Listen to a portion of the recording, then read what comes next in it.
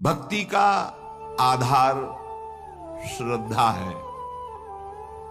ये बहुत हल्की होती है। कपूर ऐसे है ना, बाहर रख दो उड़ जाएगा, उसको पैक करके रखा जाता है। ऐसे गुरु श्रद्धा, इष्ट श्रद्धा, इसे बहुत छुपा के रखा जाता है। जीव देहाभिमानी है, उसको जब थोड़ा भी गुरु का प्यार प्राप्त हुआ, इष्ट का प्यार बताना शुरू कर दिया। आज स्वप्न में हमने देखा था ऐसा, भगवान आए थे, ऐसा आए थे, वैसे हमको तो ऐसा ऐसा अनुभव गया, जैसे कपूर को बाहर रखो उड़ गया, खत्म। अब देखना तुम्हारे स्वप्न में क्या आता है, अब देखना तुमको कैसा गुरु प्रेम अनुभव में आता है, राग द्वेष उत्पन्न हो जाए। श्रद्धा ही भक्ति का आधार है। अपने आराध्य देव की श्रद्धा को गुप्त रखा जाता है। जितना गुप्त रखोगे उतना बढ़ेगी, जितना प्रकाशित कर दोगे उतने खत्म हो जाएगी। ये बिल्कुल गांठ बांध लो। इस आराध्य देव गुरुदेव संबंधी प्रीति को प्रकाशित नहीं किया जाता, उसको छुपाया जाता है। आपको गुरुदेव बहुत प्यार करते हैं, ऐसा लगता है। ये तो आपकी पावन दृष्टि है, मैं अधम उनके लायक हूं। हाँ, इतना जरूर है कि उनके सिवा कोई है नहीं। ऐसे आराध्य देव इष्ट देव की बस इतनी उनकी कृपा का बार बार अंतर में स्मरण, तो वो बोलना नहीं, अगर बोल दिया तो वहीं से आप देख लेना, स्मरण खत्म हो जाएगा, वो प्रभाव खत्म हो जाएगा, स्वप्न आना खत्म हो जाएगा। आपकी जागृत अवस्था में वो चिंतन वृत्ति नहीं रहेगी, चाहे इष्ट की हो या गुरुदेव की। आगे बहुत महिमा की बात कर रहे हैं। श्रद्धा दो प्रकार की होती है, एक जड़ श्रद्धा, एक विचार युक्त श्रद्धा। जड़ श्रद्धा में बहुत जल्दी भगवत प्राप्ति होती है। हमें कुछ पता नहीं संसार क्या है, कुछ पता नहीं स्वरूप क्या है, हमें कुछ नहीं जानना कि ज्ञान मार्ग क्या है, कर्म योग मार्ग क्या है, या अमुक अमुक, मुझे कुछ नहीं जानना। नहीं तो क्या, बस मेरी प्रिया जो, इसे जड़ श्रद्धा कहते हैं। कुछ नहीं जानना हमको, हमारी श्यामा जो, राधा राधा राधा राधा बोले, इनको बहुत जल्दी भगवत प्राप्ति होती है, क्योंकि बहुत विचित्र बुद्धि का विलास है। विद्वता आ जाए तो बहुत खतरा है। ज्यादा जानकारी, ज्यादा विद्वता खतरा है, वो संसार में फंसा देंगे। जिसको ये है कि मुझे कोई ज्ञान नहीं, बस मेरी प्रिया जो, मेरी प्रिया, बहुत जल्दी भगवत प्राप्ति हो जाएगी। एक होती विचार युक्त, ज्ञान विज्ञान संपन्न विचारवान। ये जो जड़ श्रद्धा वाला है, यदि इसे कुसंग मिल जाए तो बड़ी जल्दी नष्ट भी हो जाएगा। ये ध्यान रखने का विषय। जड़ श्रद्धा से बहुत जल्दी भगवत प्राप्ति होती है। जड़ श्रद्धा में ये लो, तुम्हारे ठाकुर जी है, सिलपिल्ले बाई को पत्थर का टुकड़ा दे दिया, उसी से भगवत साक्षात्कार हो गया। कितने ऐसे महापुरुषों, वहां विचार थोड़ी है कि ये तो पत्थर का टुकड़ा दिया, कोई आकृति नहीं, कोई शालिग्राम नहीं, कोई नर्मदेश्वर नहीं, गुरुजी ने हमको तो कुशला दिया, कुशला दिया। जड़ श्रद्धा में विचार नहीं, एक है विचार युक्त श्रद्धा, एक है जड़ श्रद्धा। इससे बहुत जल्दी भगवत प्राप्त। एक संत भगवान को देखा कि वो एक तौलिया, बड़ी तौलिया, उसमें सैकड़ों छेद थे और बहुत पुरानी और मलिन थी कि अगर शायद ऐसे करो तो नुच जाए, वो ऐसे सर पे डाले रहते थे। प्राय हम उनको उसी में देखते थे। एक दिन कहा, ये तौलिया पुरानी हो गई, नई मंगा दे आपको। उन्होंने कहा नहीं नहीं, ये तौलिया आप जानते हो, हमारे गुरुदेव की है, गुरुदेव ने दिया। क्या अद्भुत गुरु निष्ठा! गुरु ने अपने प्रयोग की हुई तौलिया दे दी तो जीवन भर ऐसे। ब्रह्मावर्त बिठूर में एक आश्रम में उन संत भगवान का हमें नाम स्मरण नहीं, दर्शन करने गए थे, तो गुरु की लंगोटी से गुरु की पादुका छाती में हर समय बांधे रहते। ऐसा श्री सीताराम ओंकारनाथ जी महाराज की भी जो स्वरूप में पाया गया कि अपने गुरु की पादुका यहाँ बांधे रहते। नवीन नवीन प्रश्न किया कि कैसे। बस उन्होंने इतना ही कहा कि इससे हमारे हृदय में रहता है, मेरे गुरुदेव मेरे छाती से लगे। इसे जड़ श्रद्धा कहते। विचार की जरूरत नहीं है। गुरु प्रसादी गुरु वस्तु, इष्ट प्रसादी इष्ट वस्तु, ये जीवन बन जाता है, ये जीवन हो जाता है। उसमें विचार की जरूरत नहीं। बिना ही विचार करी शुभ जानी। हमारी आसक्ति इतनी हो जाए कि विचार करने की गुंजाइश न रह जाए इष्ट और गुरु में। लेकिन ऐसे साधकों के लिए गिरने की भी बहुत चांस जोरदार होते हैं। तुम देखो ना, तुम्हें कोई ठाकुर जी दिए क्या? ये पत्थर है, तुम्हें फुसला दिया, अच्छा तो अब विचार रहित है, विचार जागृत नहीं हुआ तो भटक भी सकता है। पूज्य बाबा कह रहे हैं उपास्य के विषय में यदि कोई तर्कना करने वाला मिले तो उससे भाग पड़ो। उपास्य देव गुरुदेव के संबंध में यदि कोई तर्कना उपस्थित करे तो ऐसे व्यक्ति से तत्काल दूरी बनाओ, नहीं तो वो आपकी श्रद्धा का अपहरण कर लेगा।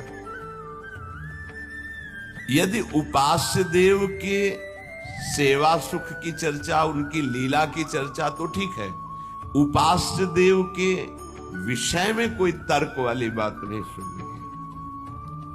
उपासना में भारी विघ्न पड़ जाता है जब तार्किक पुरुषों का संग जड़ श्रद्धा वाले को हो जाता है। बहुत विचित्र खेल, बहुत संभलना है, बहुत विवेक की बात है। बिल्कुल संग छोड़ देने, जड़ श्रद्धा में फिर फर्क पड़ जाएगा। विचारवान तो अपने को संभाल लेगा, लेकिन जड़ श्रद्धा वाले में फर्क पड़ जाएगा। और अगर जड़ श्रद्धा पुष्ट हो गई तो भगवत प्राप्ति हो गई। उपासना में जो विघ्न है वो सबसे बड़ा तार्किक पुरुषों का संग है। पूज्य बाबा गुरुदेव के बताए मंत्र, गुरुदेव के दिए उपास्य देव और गुरुदेव की दी हुई साधना में किसी का हस्तक्षेप बर्दाश्त न करे। इस बात को बहुत जोर से पकड़ लीजिए यदि मंगल चाहते हो तो। गुरुदेव के बताए हुए मंत्र, गुरुदेव के दिए हुए इष्ट देव और गुरुदेव की बताई हुई उपासना साधना में कभी भी किसी भी तरह का हस्तक्षेप बर्दाश्त न करें। बहुत वो बहते देखा ऐसे प्रवाह में बहते, वो पकड़ में नहीं आ रहा, चले संसार की दलदल में पुनः फंस गए। कभी भी ऐसे तार्किक पुरुषों का संग न करे जो आपकी उपासना का खंडन कर रहे हो। ये गांठ बांध लीजिए, बहुत हानि हो जाती है, अश्रद्धा हो जाती है। बहुत संभालना है क्योंकि बहुत कोमल श्रद्धा होती है। ये सूक्ष्म विषय सत्संग है, इसको अच्छे से समझना। हमारा भाव बढ़ता चला जाए, तार्किक पुरुषों के द्वारा भाव घट जाता है और यहां तक कि नष्ट भी हो जाता है।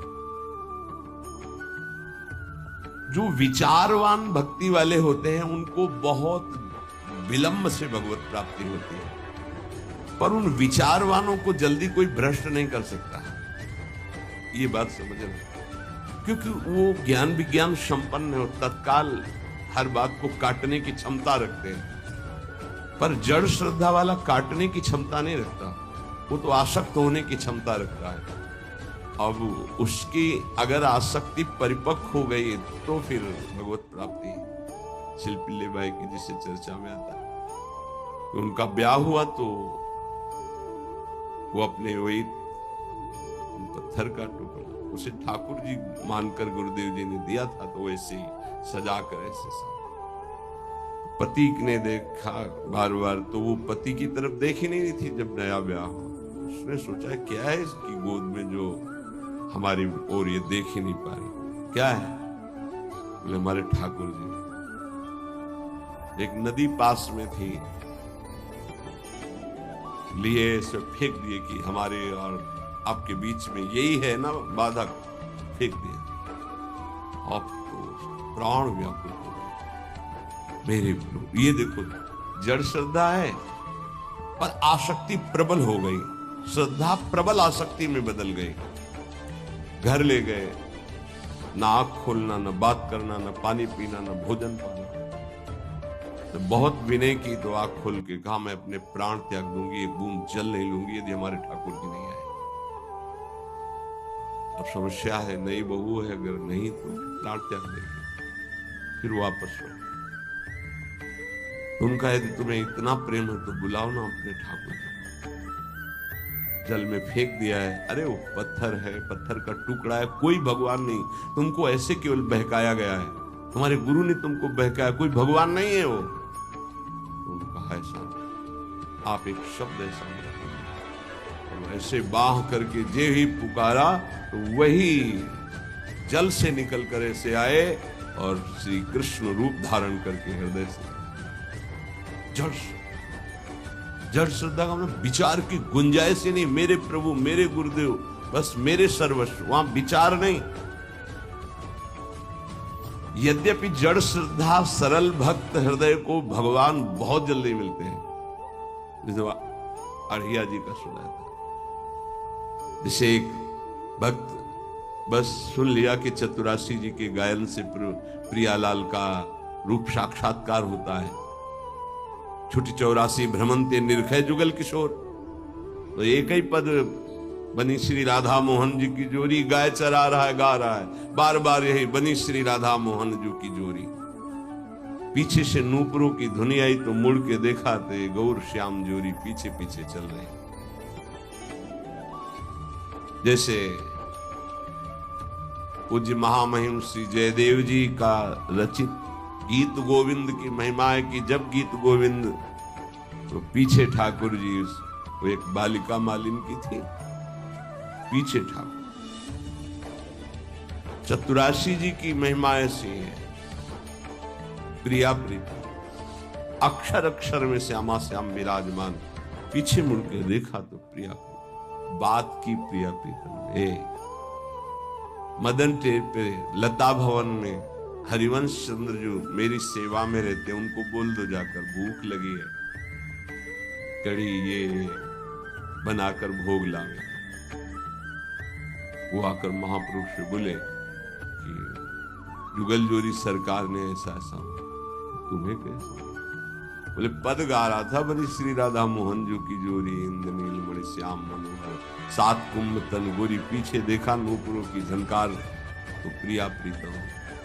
महाप्रभु को कैसे हमारी करुणामयी जोरी के एक चरवाहे को, जो मुनि मन ध्यान धरत नहीं पावत, बहुत सरल भक्त को बहुत जल्दी भगवत प्राप्ति हो जाती है, बहुत जल्दी हो जाती है। बस उसका कुसंग ना होने पावे जब तक प्रबल आसक्ति ना हो जाए। सरल भक्त को इन विचारवान तार्किक जनों का संग नहीं करना चाहिए, इससे उनकी श्रद्धा में शिथिलता आ जाएगी, अनुभव शून्य हृदय होने लगेगा, कृपा जो हुई है उसका भी अनुभव नहीं होगा। बहुत बचो संग से। इसीलिए कहते हैं कि अपनी दिनचर्या करो, कमरे में घुस के बैठ जाओ, नाम जप करो, पढ़े रहो, मिलो मत किसी से। ये जो कह रहे हैं इसका मतलब समझो, बाहरी हवा लगेगी, आंतरिक निष्ठा में फर्क पड़ जाएगा। विचारवान अगर साधक है, श्रद्धावान है, तो उस पर कोई फर्क नहीं पड़ता। जैसे विचारवान साधकों से बहुत तर्क किया जाता है, ये शास्त्र वो शास्त्र की बातें, तो दौड़ा दौड़ा के उनको वहीं खड़ा कर दिया जाता है। आखिरकार रस का स्वरूप क्या है वो अपने आप। पर ये सब बुद्धि की दौड़ भाग है, विश्राम मिलेगा सरल भाव से। संत सरल चित जगत हित जान स्वभाव सने। भागते भागते जब थक जाता है तब भगवान की शरण में आता है, आना तो पड़ेगा ही। हरि शरणम सनकादि बोलते तो औरों की बात क्या। विरोधी संग पतन, उपासक सावधान, ये प्रेम का मार्ग है। विरोधी संग से बहुत बचना चाहिए। जैसा संग होता है वैसा रंग चढ़ने लगता है। ये 9 स्वरूप हैं जो ये 9 हैं तो आप पूर्ण शरणागत हो गए। पूर्ण शरणागत तत्वबोध, भगवत प्रेम कुछ दुर्लभ उसके लिए नहीं। पहला है दीनता, अत्यंत दैन्य स्वभाव होना चाहिए। दूसरा है निष्कपटता, वाणी से कुछ और बोल रहे हैं, हृदय में कुछ और है, आचरण कुछ और है, ऐसा शरणागत का स्वभाव नहीं होता। जो मन में वही, वाणी में वही, चेष्टा में, इसे निष्कपट व्यवहार कहते हैं। तीसरा सत्यता, सत्य ही उसका जीवन है। सत्य बोलना, सत्य आचरण करना, सत्य का संग करना, सत्य वृत्तियों का ही आदर करना, असत का त्याग करना। चौथा सर्वसमर्पणता, मेरे प्रभु के सिवा कोई दूसरा नहीं, ये सर्वसमर्पणता है। मेरे तो गिरधर गोपाल, दूसरो न कोई। ये हृदय से बैठा लो, दूसरो न कोई। अगर दूसरा कोई हृदय में रहेगा तो शरणागति पुष्ट नहीं होगी। सर्वाधारता, सबका आधार, कोई कैसा भी हो, यदि उसकी शरण में आ जाए तो दुलार ही करेगा भगवान का जो शरणागत है। सर्वाधारता, सबका आधार, जैसे पृथ्वी ऐसे वो भक्त सबका आधार। घोर से घोर पापी नीच से नीच आ जाए। जैसे कई ऐसे विक्षिप्त चित्त से संतों का सानिध्य प्राप्त करते हैं और समाधिस्थ चित्त वाले हो जाते हैं। ये सर्वाधारता, भगवान का शरणागत सबका मंगल करने की सामर्थ्य रखता है। किसी से हमारा वैर नहीं, कोई हमारे घृणा नफरत का पात्र नहीं। जैसे कोई कुछ बातें ऐसी होती हैं जिनको नहीं समझने के कारण लगता है कि सपोर्ट क्यों करते हैं। जैसे वो कह रहा है मुझे अमुक अमुक वस्तु चाहिए, मैं भजन करूं। हाँ हाँ पक्का मिलेगी, तुम भजन में लगो। किसी भी तरह से सकाम हो या निष्काम हो, मेरे प्रभु से जुड़ जाए, उसका मंगल होता है। श्री सुखदेव जी परीक्षित जी से कहते हैं, काम, स्नेह, क्रोध, लोभ, किसी भी तरह से द्वेष, वैर, कैसे भी मेरे प्रभु से जुड़ जाए। वृत्तियां सच्चिदानंद से जुड़ती, इसलिए सच्चिदानंद की प्राप्ति उसकी हो जाती है। ये बड़ा सूक्ष्म विषय, बाहरी व्यवहारिक नहीं समझ। सर्वाधारता, कोई भी किसी भी भाव से आए, उसका आधार भक्त होता है। चिंता मत करो, भगवान बड़े कृपालु, बहुत जल्दी परम मंगल हो जाएगा। सकामता से अगर प्रभु के चरणों में गए तो निष्कामता आने में देर नहीं लगेगी। अगर निष्कामता सत्संग से प्राप्त हो गई तो भगवत साक्षात्कार के लिए अब ज्यादा समय नहीं रह गया। निष्कामता में भगवत साक्षात्कार होता है। सकामता से प्रभु से अगर हम जुड़े तो निष्कामता अवश्य प्राप्त हो जाती है, क्योंकि मेरे प्रभु का प्रभाव ऐसा है। इष्ट देव का पूर्ण विश्वास। छठवां, सातवां, सर्वा आराध्यता। अपने आराध्य देव में इतना तन्मय है कि सब उसकी आराधना करते हैं। ये शरणागत का लक्षण है। सब उसे प्यार करने लगते हैं। सर्वा आराध्यता, ये सद्गुण प्रकाशित होता है। जैसे सर्वाधारता, सबका आधार, ऐसे सर्वा आराध्यता, उसके ऐसे सद्गुण प्रकाशित होते हैं। उसका ऐसा प्रभाव स्वभाव कि सब उसकी आराधना करते हैं। आठवां, इष्टानन्यता, एक भरोसो, एक बल, एक आस विश्वास। नवां, निज स्वरूप विस्मरण, अपनी भी याद गई, केवल अपने इष्ट देव की याद। देखो, वेदांत में निज स्वरूप स्मरण, प्रेम में निज स्वरूप विस्मरण। मैं श्यामा श्याम की सेवा कर रहा हूं। कई बार सत्संग में कहा, अगर शब्द पकड़ाओ, उपासक की जब सेवा सिद्ध होगी तो मैं सेवा कर रहा हूं ये गायब हो जाएगा। केवल सेवा और सेव्य, सेवा हो रही, सेव्य, मन सेव्य, बुद्धि सेव्य, चित्त सेव्य, इष्टाकार वृत्ति, अपनी हूं सुधि ना रही, एक रहो नंदलाल। तो इष्ट देव का निरंतर जो चिंतन करते हैं, सत्संग करते हैं भगवत प्रेमी महात्माओं से, तो उनको ये 9 प्रकार की शरणागति पूर्णता कराने वाली प्राप्त हो जाती है। फिर तो इतना आनंदमय जीवन होता है जैसे खाण का खिलौना है, चीनी का, दीपावली में वो प्रकाशित होता है, घोड़ा बने हुए उसमें बैठे हुए। तो चाहे जहां से शुरू करो मीठा ही मीठा है, उसमें मीठा ही है, दूसरा कुछ नहीं है। ऐसे ही उपासक को संपूर्ण विश्व आनंदमय अनुभव होने लगता है, क्योंकि भगवदाकार वृत्ति है, इष्ट के सिवा कोई नहीं। उसका उठना बैठना चलना फिरना खाना पीना सोना जागना सब आनंदमय होता है। और यही हम चाहते हैं कि हम सर्वानंदमय हो जाए, लेकिन भोगों को भोगने से नहीं, संसार के चिंतन से नहीं, रुपया के बल से नहीं, बुद्धि के बल से नहीं, भगवत भक्ति के प्रभाव से सर्वानंदमय हो जाए, दशों दिशाएं आनंदमय हो जाए।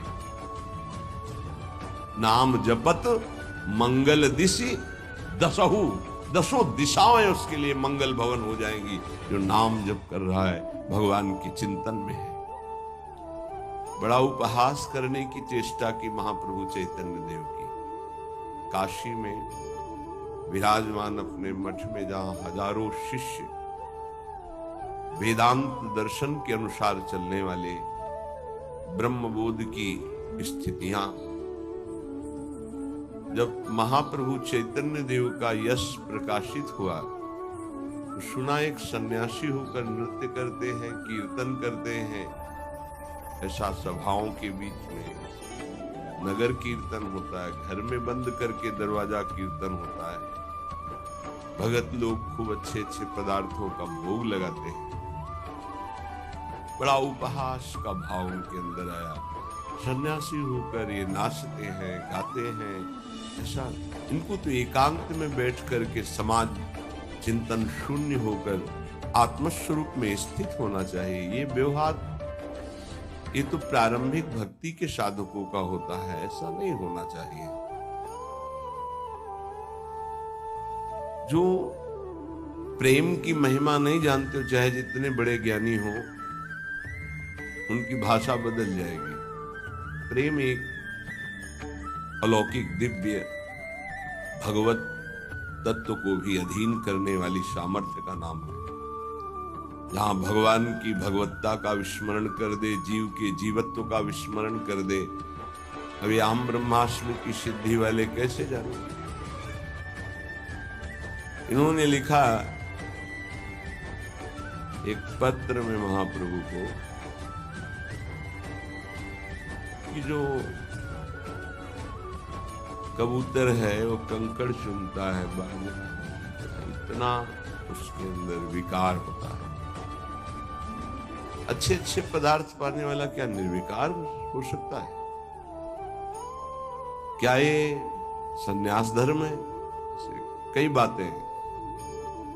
महाप्रभु के पास एक से एक सार्वभौम विद्वान विराजमान, भट्टाचार्य एक से एक विद्वान।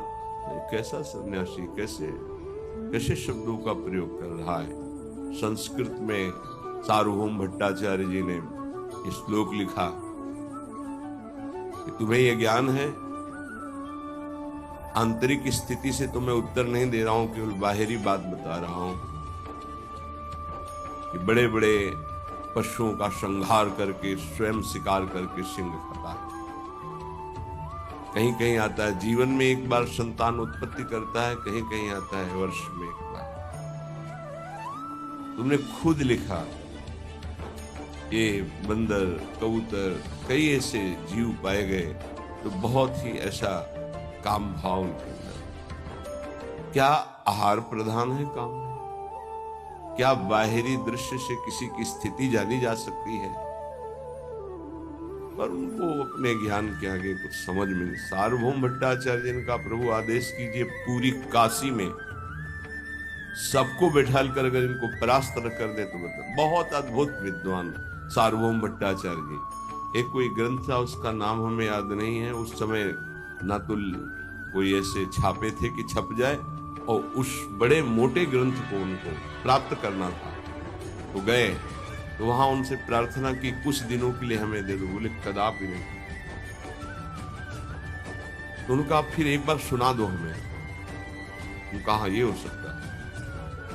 एक बार सुनने मात्र से पूरा प्रारंभ से लेकर विश्राम तक पूरा ग्रंथ कंठास्थ कर लिया।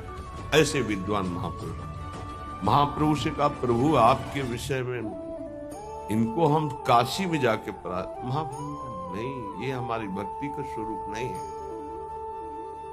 संयोगवशात कृपालु महाप्रेम स्वरूप चैतन्य देव जी काशी पधारे। अब एक भगत जो प्रबोधानंद जी से भी परिचय रखता था और महाप्रभु की सेवा, वो नजदीक गया और कहा कि प्रभु पधारे हैं, चैतन्य देव आप कृपा करके मिल ले।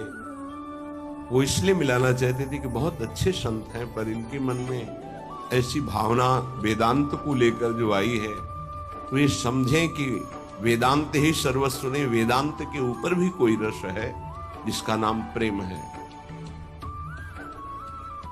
उन्होंने कहा मुझे किसी से मिलने की आवश्यकता है, मना कर दिया श्रीपाद प्रभुनाथ। उस समय प्रकाशानंद सरस्वती नाम था। भक्त ने पहले चैतन्य महाप्रभु को प्रार्थना के द्वारा राजी किया कि प्रभु यदि श्रीपाद निमंत्रण दे दें तो आप कृपा करके उनकी सभा में पधारेंगे। तो प्रभु श्रीपाद पर कृपा करना ही चाहते थे। ये महापुरुषों का स्वभाव होता है कि जो उनकी निंदा, अवहेलना, अपमान करे उसका परम मंगल कर दे। ये उनका स्वभाव होता है, कोई नहीं जान पाएगा इस स्वभाव को। श्रीपाद से कहा हमारी इच्छा है कि हम आप सब संतों को प्रसाद भोग पवाएं और एक संत संगोष्ठी हो जिसमें महाप्रभु चैतन्य देव भी पधारे। उनका हाँ इसमें मुझे कोई परेशानी नहीं, क्योंकि वो हमारे यहाँ आएंगे। मान बड़ा सूक्ष्म विषय होता है। इतना बड़ा ज्ञानी महात्मा और मान को अभी बांधे हुए है, यही बहुत मुश्किल होता है। तभी बड़े संतों ने कहा है, कंचन तजना सहज है, सहज त्रिया का नेह, मान बढ़ाई ईर्ष्या दुर्लभ तजनाए। ईर्ष्या से प्रेरित होकर निंदा की और मान के अधीन होकर उनके चरणों में नहीं गिरे जाके। जब ये कि हमारे आश्रम आएंगे तब उन्होंने कहा फिर को तो कोई बात नहीं, आने दीजिए। और उनको था कि सभा में बैठ करके हम उनको इस तरह की चेष्टाओं के लिए उनको कहेंगे तो वो खुद मानेंगे कि गलती है। बड़े ऊंचे मंच पर सभा बनी, सब संतों के गिरदे लगे हुए हैं। भगवत स्वरूप महात्मा होते हैं। सब इंतजार कर रहे थे केवल चैतन्य देव पधारे और शास्त्रार्थ शुरू हो। महाप्रभु तो प्रेम की साक्षात, जहां वो उच्च स्वर में बोलते थे, हमार प्राणनाथ कृष्ण, ऐसा लगता था कि प्रेम फैल रहा है, वर्षा हो रही। कोई ऐसा नहीं होता हा कृष्ण ना बोलते, हमार प्राणनाथ कृष्ण, मेरे प्राणनाथ कृष्ण। नाम कीर्तन के बीच में जोर से महाप्रभु बोलते थे। दैन्यता तो कूट कूट के भरी हुई, क्योंकि स्वयं प्रभु है। प्रेम शिथिल शरीर, नेत्र घूर्णी प्रेम मद से, जैसे प्रियाजू की अंग कांति, ऐसे महाप्रभु चैतन्य देव की अंग कांति। गौर वर्ण देखे तो लुभायमान हो जाए, ऐसे कमल नयन, विशाल नयन। जीव ही पधारे तो किसी को कहना नहीं पड़ा कि खड़े हो जाओ। जितने सब थे उनकी रूप माधुरी को देखते ही खड़े हो गए। श्रीपाद फिर भी, हाँ बैठो बैठो, आने दो ना। एक भगवत प्रताप होता है जैसे रावण की सभा में जब हनुमान जी को बांध के लाया गया तो सब खड़े हो गए आश्चर्यचकित होकर। किसी की हिम्मत नहीं थी कि आसन में बैठा रहे। इतने बड़े महापुरुष राम भक्त पधारे, सब खड़े। रावण सबसे बैठ जाओ बैठ जाओ, इसका सम्मान थोड़ी करना है। वो तो असत अविद्याग्रसित, लेकिन ये विद्या के पारंगत विद्वान पर मान का कुछ ऐसा स्वभाव होता है कि वो अपने आगे किसी की नहीं चलने देता है। महाप्रभु बैठ गए जहां सबके चरण धोए गए थे, वो उस जगह पर बड़ी शिथिलता है, प्रेम विवशता है।